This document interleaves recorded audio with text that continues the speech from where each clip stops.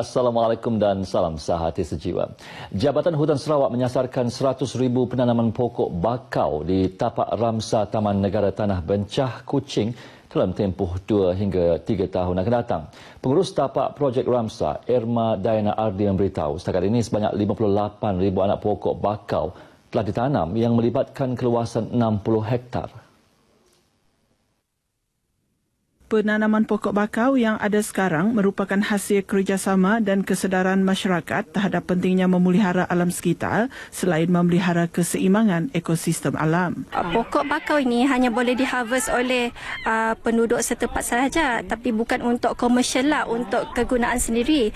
Ini kalau mereka hendak menggunakan kayu bakau untuk pancang, mereka boleh menggunakan pokok yang berumur 5 ke 10 tahun.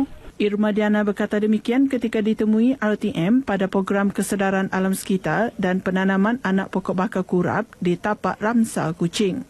Seramai 100 peserta terdiri daripada pekerja pasaraya Giant, ahli Persatuan Bulan Sabit Merah Cabang Stampin dan kaki tangan Jabatan Hutan terlibat dalam program ini. Ini kita dapat satu peluang, dijemput oleh satu NGO, Red Crescent dan juga Jabatan Perhutanan. Jadi kita ambillah kesempatan ini. Dan Giant juga bukan setakat memupuk alam sekitar, juga kepada CSR lain seperti membantu anak-anak yatim, mangsa-mangsa banjir dan sebagainya. Itu secara tidak langsung memberi satu kesedaran kepada pihak-pihak pekerja Giant. Mangrove ini yang dapat monyet dapat hidup di sini dan kemudian ketam dan udang dapat hidup di sini. Ya, kalau pokok ini dibuang dan soil erosion akan berlaku. Sebanyak 420 anak pokok Rhizopora mucronata atau pokok bakau kurap ditanam. Kerajaan negeri akan terus memberi fokus terhadap inisiatif pemeliharaan dan pemuliharaan hutan serta hidupan liar yang merupakan khazanah penting di Sarawak. Menurut Setiausaha Tetap Kementerian Perancangan Sumber dan Alam Sekitar, Datuk Sudarsono Osman, kerajaan negeri telah pun melaksanakan pelbagai inisiatif tersebut. Antaranya berusaha mengurangkan isu pembalakan haram selain mengenal pasti kawasan hutan yang perlu dijadikan kawasan terlindung sepenuhnya, TPA. Kerajaan negeri menerusi Sarawak Forestry Corporation, SFC, turut bekerjasama dengan pelbagai agensi dari dalam dan luar negara untuk mengkaji serta merangka kaedah sesuai dalam penjagaan hutan dan hidupan liar. Bagaimanapun, beliau menyeru agar orang awam membabitkan diri dalam usaha tersebut kerana menjaga khazanah ini tanggungjawab bersama. Beliau berucap merasmikan projek Taman Ara Habitat Burung Kenyalang anjuran SFC di Pusat Hidupan Liar Matang di Kuching. Datuk Sudarsono turut merasmikan gimik pelancaran penanaman pokok ara yang merupakan tumbuhan makanan khasnya bagi burung kenyalang. Sebanyak 120 pokok ara telah ditanam di kawasan berkeluasan 7.2 hektar ini bertujuan menyediakan kawasan persinggahan burung kenyalang yang terdapat di Sarawak. Perlantikan baru kaunselor-kaunselor di daerah Merudi bakal mengambil kira wakil daripada pelbagai kaum agar mampu mewakili penduduk pelbagai bangsa di kawasan itu. Menteri Muda Kerajaan Tempatan Datuk Dr. Pengguang Manggil berkata, pengesyoran mengenai perkara tersebut akan dikemukakan kepada Majlis Kabinet Negeri. Kaunselor sini kita ada kuota masing-masing. Macam di Merudi ini ada 4 komponen Parti Barisan Nasional, iaitu SUB memang ada kuotanya sendiri, PRS ada kuotanya sendiri, dan PBB pun ada kuotanya sendiri. Dan untuk SPDP di kawasan Merudi ini kita ada mempunyai 8 orang kaunselor, dan kita akan lantiklah mengikut dibagikan kepada pelbagai kaum dan juga pelbagai lapisan masyarakat. Beliau berkata demikian kepada pemberita pada Majlis Penghargaan dan Sambutan Peragawai Dewan Undangan Negeri Dun Marudi di Rumah Panjang Blok C, Sungai Entulang, Bakong, Marudi. Datuk Dr. Penguang yang merupakan Adun Marudi turut memberi jaminan akan mengkaji dan menyelesaikan kemelut yang berlaku dalam kalangan penduduk Rumah Panjang, khasnya dari segi pelantikan tuai rumah. Katanya kuasa demokrasi akan diserahkan sepenuhnya kepada penduduk Rumah Panjang untuk memilih sendiri sendiri tuai rumah yang mampu membimbing dan menjalankan tugas sebagai pemimpin mereka di peringkat akar umbi. Dalam kesibukan untuk menyambut Hari Gawai pada Rabu depan, termasuk aktiviti membeli belah, masyarakat tidak boleh alpa tentang keselamatan mereka dan keluarga. Lebih-lebih lagi ketika berada di pusat beli belah, lift dan eskalator adalah teman untuk memudahkan pergerakan jika digunakan secara betul dan menjadi lawan jika kita lalai, terutama membabitkan kanak-kanak.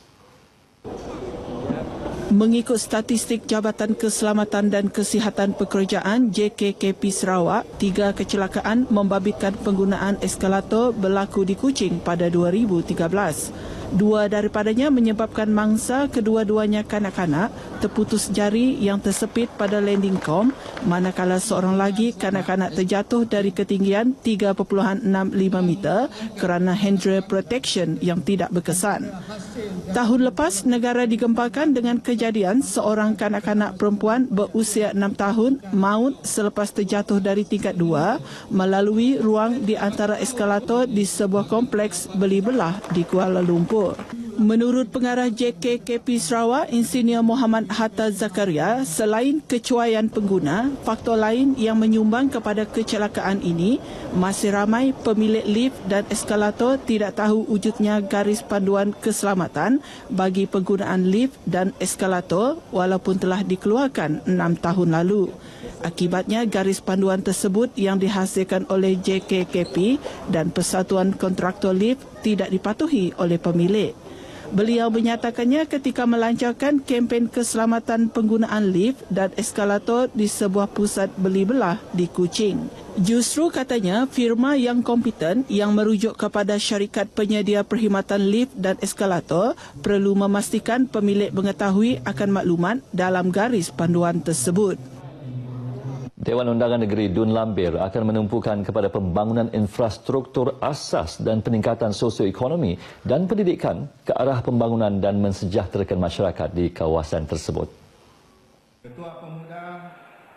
Wakil Dun itu Ripin Lamat berkata justru beliau akan meneruskan pelaksanaan projek infrastruktur asas seperti bekalan air, elektrik dan jalan raya yang telah dilaksanakan sebelum pilihan raya dan akan dipantau dari semasa ke semasa. Beliau berkata demikian pada majlis makan malam penghargaan Jentera Pilihan Raya Dun Lambir di Miri. Katanya mana-mana kawasan kampung atau rumah panjang yang belum mempunyai jalan bertar, projek jalan tar akan dilaksanakan yang pastinya memberi faedah kepada semua penduduk.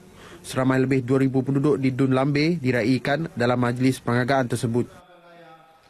Sarawak Badan Amal Tenaga Isteri-Isteri Sabati akan terus komited membantu dan mendekati golongan orang kurang upaya OKU seperti mereka yang mengikuti latihan di Pusat Pemulihan dalam Komuniti PDK. Ini termasuklah memantau perjalanan PDK serta menyediakan kemudahan yang diperlukan dan meraihkan perayaan bersama mereka seperti sambutan Gawai Dayak, Hari Raya Aidilfitri dan Tahun Baharu Cina. Esko Sabati Datin Amang Hajah Jumaini Haji Bujang berkata ini sekaligus membuktikan keprihatinan dan komitmen ahli Sabati. Beliau menegaskan perkara ini ketika ditemui pemberita RTM pada majlis sambutan Gawai Dayak 2016 di PDK Sinaran Kasih Tatau di Bintulu. Katanya penglibatan Sabati dalam penganjuran sambutan ini mampu mengeratkan hubungan di antara ahli Sabati dan masyarakat. Pada majlis ini, beliau menyampaikan sumbangan Sabati kepada pelatih-pelatih PDK Gemilang Bintulu dan PDK Sinaran Kasih Tatau. Sabati turut memberikan sumbangan peralatan kepada PDK Sinaran Kasih Tatau yang baru beroperasi sejak Jun tahun lepas. Turut hadir Adun Jepak Datuk Talib Zupilip dan Adun Kakus Datuk John Siki Tayai. Program Pentas Budaya dan Pantun Serumpun Anjuran Radio Televisyen Malaysia RTM Sarawak dan Radio Republik Indonesia Kalimantan Barat RRI Kalba di Sentubong kemarin berlangsung dengan meriah. Program yang merupakan antara acara bersempena lawatan warga RRI Kalba ini menampilkan artis-artis jemputan yang mendendangkan lagu irama dan tradisional popular dari kedua-dua pihak. Acara turut dimeriahkan dengan persembahan sapek daripada kumpulan pimpinan pemenang pingat emas World Performance Arts, Jerry Kamit. Terdahulu, rombongan seramai 30 orang dari RRI ini dibawa melawat ke Kampung Budaya Sarawak. Turut hadir Timbalan Ketua Pengarah Penyiaran Bahagian Operasi RTM Tuan Haji Abdul Wahid Abdul Hamid dan Pengarah RTM Sarawak Salmah Ibrahim Melina. Seterusnya kita beralih ke segmen agenda hari ini.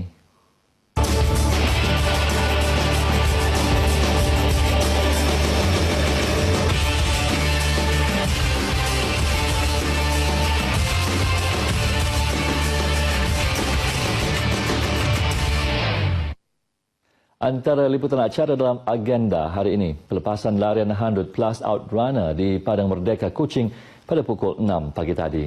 Manakala pada pukul 8.45 pagi akan berlangsung program komuniti kepolisian berprofil tinggi di Kenyang Park Kuching. Demikian antara liputan acara dalam agenda hari ini.